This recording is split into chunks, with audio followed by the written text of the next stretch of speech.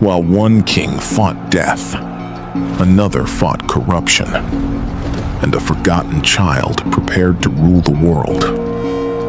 What happened next changed history forever. While Gilgamesh searched for immortality in legend, Egypt began building it in stone. In Egypt, death was no longer an end. It was becoming an architecture. A pharaoh didn't simply die. He transformed into something eternal. Djoser looked at death and answered with stone. Where others built graves, Egypt built cities for the dead to live in. The step pyramid rose like a ladder to eternity. Each stone, a refusal to disappear. Inside its walls, the king still walked, still ate, still ruled the unseen world. There was no longer a journey to the afterlife. The afterlife was already here. Imhotep didn't just design a tomb. He designed immortality in physical form. Every column was carved to mimic reeds, but made to never die. Egypt turned fragile wood into eternal stone and called it power. Even the sun seemed to bless it, rising over a kingdom that refused to end. Each pyramid was a statement. We are not afraid of death. We will outbuild it. Sekhem-Ket tried to surpass Djoser, but ambition alone cannot complete eternity. Kaaba reached higher, but his pyramid stopped halfway, like a dream interrupted.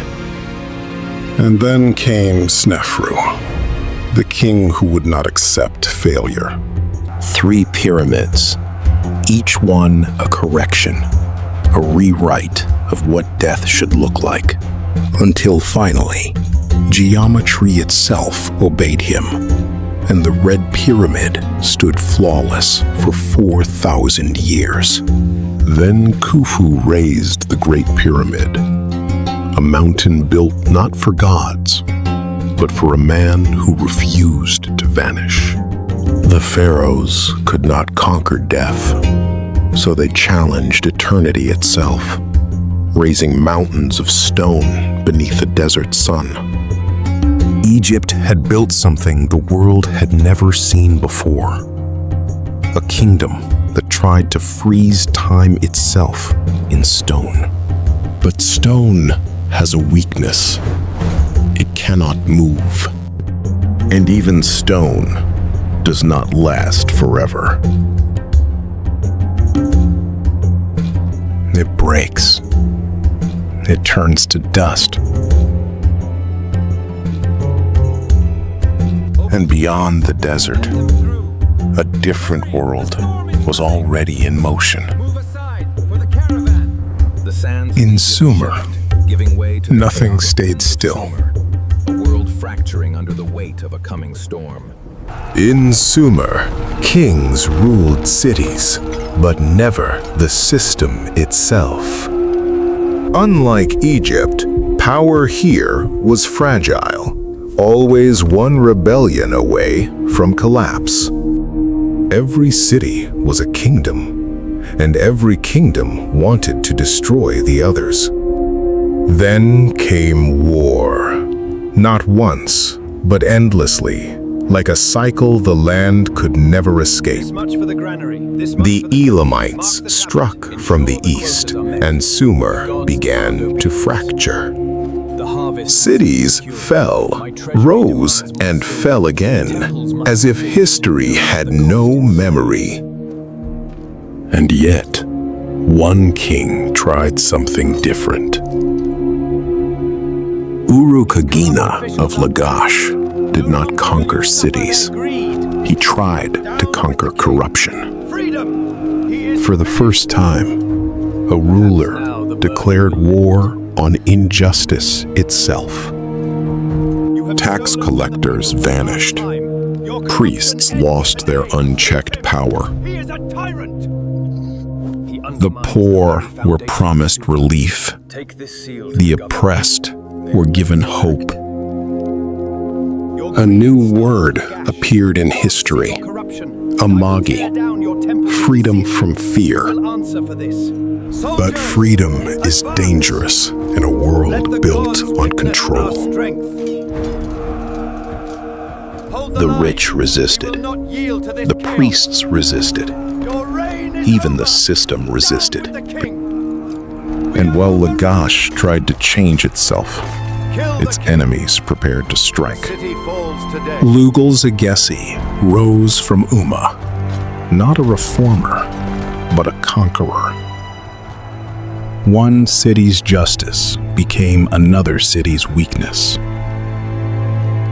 Reform collapsed under the weight of ambition and revenge. And in the end, Sumer learned a harsh truth. Change alone does not survive without power to defend it. Lagash had fallen, and with it, the dream of justice. The sands buried the ruins, but the struggle for power was far from over. Lugal-Zagessi stood victorious. All of Sumer lay before him. But in the north, fate was already moving. A new chapter was about to begin. Not in the halls of kings, but in the life of an unknown man. He was not born a king. No one knew his name. But soon, all of Mesopotamia would. Sargon. In Kish, a cupbearer quietly watched a kingdom already beginning to crack. No throne belonged to him. Yet history was already moving in his direction. Sargon was born in secrecy, raised in silence, and shaped by absence. The river did not drown him. It delivered him. From gardener to gatekeeper, he learned the language of power from below. While kings feasted, he stood beside them, pouring wine with hidden intent. Across the land, empires shifted like dust in a desert storm.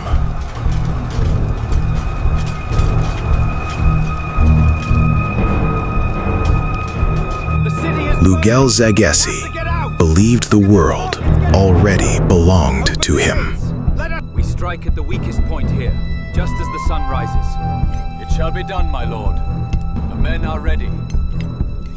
But empires built on conquest rarely notice the shadow behind them. A message was sent, but betrayal was already written inside it. Kings fell, not in ceremony, but in confusion and fear. Uruk burned, Kish collapsed, and silence followed every victory cry. Then Sargon stepped forward, not as servant, but as storm.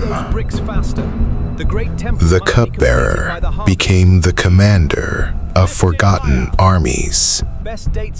Cities that once ruled themselves now bowed to a single name. Akkad rose where Sumer once fractured. Push forward. Sargon did not unify cities. He absorbed them. His empire stretched farther than memory could explain. From sea to sea, resistance broke like old pottery. Idols were invoked, but none answered fast enough to stop him. temples became tools of control, not centers of devotion. Even rebellion turned into a footnote in his expansion. The world had never seen a system this large, this vast, this absolute. Yet beneath it all, fear held the empire together. And when Sargon disappeared into history, the machine he built kept moving. They built pyramids. They toppled kingdoms. They forged empires. But their greatest battle was only beginning.